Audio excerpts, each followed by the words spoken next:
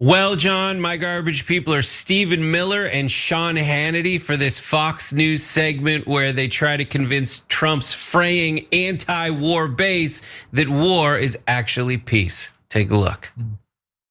I don't think that people understand the Trump doctrine is not isolationism. Maybe you can help set them straight, because I'm not too effective, I guess.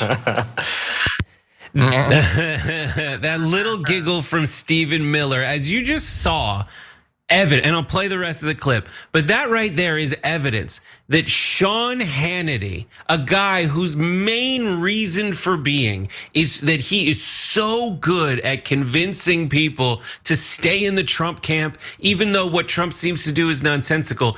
Even Sean Hannity is freaking out that his viewers are like, why are we at war in Japan? Or no, in Japan. Why are we at war in Iran? Stop thinking about Japan, Brett. You're here now. Sorry. And so he's calling in the big guns, Stephen Miller. And what you're gonna watch is Stephen Miller completely and with a straight face once he wipes the smirk off it, look down the barrel of the camera and try to redefine what America first means in real time. It is amazing how much ground he's able to cover, this little twerp. Take a look. The president has made clear that he believes America's awesome military might should be used to protect and defend America's interests, not to surrender the world to our adversaries, to our enemies, to those who would do us harm, not to surrender the world's resources, lanes of commerce, or capacity to keep our citizens safe. No, America first means America will be the greatest, most unquestioned, unmatched power in the world. And it means we will defend American lives. And yes, we will avenge American blood. Iran has waged war against the American people, this regime, for 47 years. All of that American blood spilled by this regime.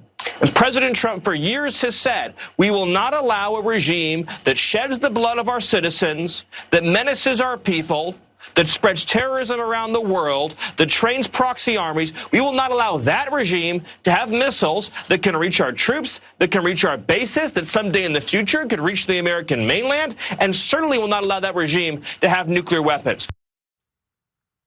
That is amazing. That is just an amazing thing he's able to do. We weren't having Iranian missiles hit all these American bases in all these countries. That wasn't happening. And now it is happening, Stephen. Yeah. But now that is a threat of something that may have present, future, perfect, whatever tense you have to invent for this sentence to make sense. Now we need to get rid of everything. We need to be in charge. And it's so far from what America first actually means. And it's getting called out by people on X. This guy, Matt Lewis, turns out America first can mean whatever you want it to mean. So it isn't really going well for them, this messaging campaign. Secondly, Jake Jackson, whoever that is, writes, they are literally just rebranding neoconservatism into America first before our very eyes. This is absolutely disgusting to watch happen. They're trying to convince their base that America first means wars forever in the Middle East and anywhere else abroad, so that we will be paying money for these moneyed interests to forward their interests, and we, the taxpayers, are gonna get nothing at a home for it. It's only ever making everything more expensive, and more specifically, Trump is the one who said no more wars. Don't take my word for it, listen to his words. I'm not going to start a war. I'm going to stop wars. No more wars, no more disruptions. We will have prosperity and we will have peace. Under Trump, we will have no more wars, no more disruptions, and we will have prosperity and peace for all. I am the candidate of peace. I am peace. I am peace, he says as he starts wars. Yeah. John, it's just so crazy. What's your take on that? So he never has been. It was crazy when he said it. It's even crazier now. He didn't end any of the wars we were in, and he bombed plenty of countries. At least in the first term, he didn't start major new wars, but now it's been nothing but wars. We've bombed 8 different countries. We've kidnapped a head of state. We've gone to war with Iran twice already. We're about to do regime change in Cuba. It's every war. Again, it's just all the wars. And so they're right, it's neoconservatism. And so I'm left wondering if Stephen Miller is cool with this. So was it that they were lying before and the plan was always lots of wars? Or was it that he just doesn't care? Yeah, if we had done no wars, that's cool. And if we do tons of wars, that's also cool. And I'll be along for literally whatever it is, because that's not fundamentally what I care about.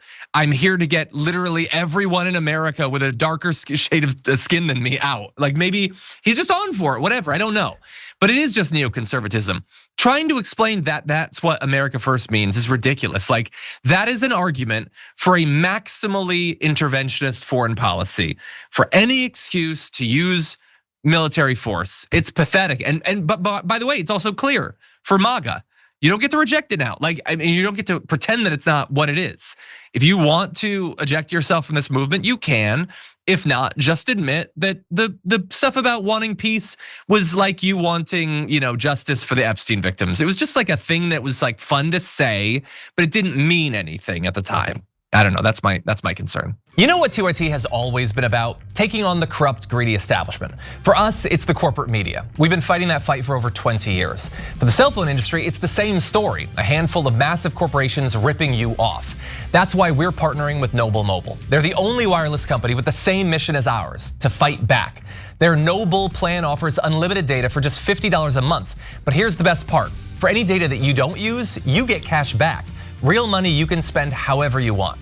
Stop letting your unused data pad the pockets of billionaires. With Noble, you take control over your data. And by switching to Noble, you're directly supporting TYT in our mission of bringing you honest, independent news. So give Noble a try and make the switch today. Scan the QR code on the screen now or visit go.tyt.com/plan. That's go.tyt.com/plan.